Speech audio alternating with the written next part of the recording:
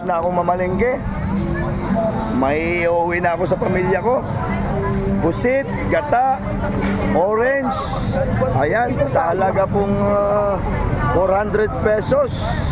Yan, yung mga suki ko. Guys, uuwi na ako. So, bali dalawang klase pong pusit yung nabili ko. Ayan, si Tito. Shoutout sa Tito ko. Ayan, shoutout sa kanya. Pauwi na rin po siya. Okay. Guys, so dalawang pusit pong klase ang aking na pamalengke. Isang pusit pong kulay pula. At nakakita po ako kanina ng pusit na puti, guys. So, bali, pagsasamahin ko na lang sa gata, guys. So, mustasa nga pala yung aking binili, guys. So, shout out sa aking ninong at sa kay Ninang. So, pauwi na po ako, Ninong, Ninang. Yan, shout out. Yan.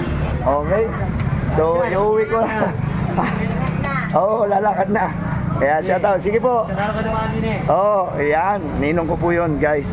So, dati po siyang pulis. Ngayon ay retired na. Yan. Guys, uwi na ako. So, itutuloy ko po yung aking kwento na yun na nga po. So, may orange po ako. Gata. Guys, Siopaw, happy birthday! Ayan, si Siopaw. Ayan, okay. Ayan. Uwi na po ako.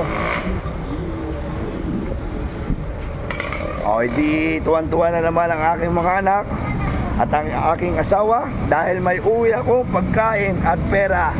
Guys, so ayan, andito po yung aking motor. Ayan.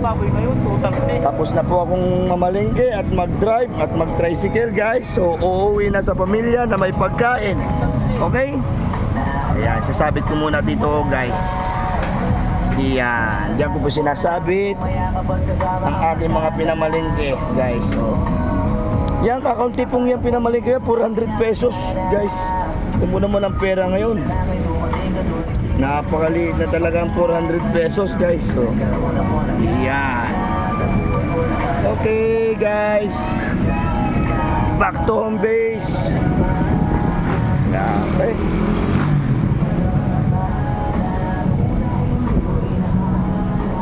Yan, nag-full tank na po kanina. Full tank na yan. Okay.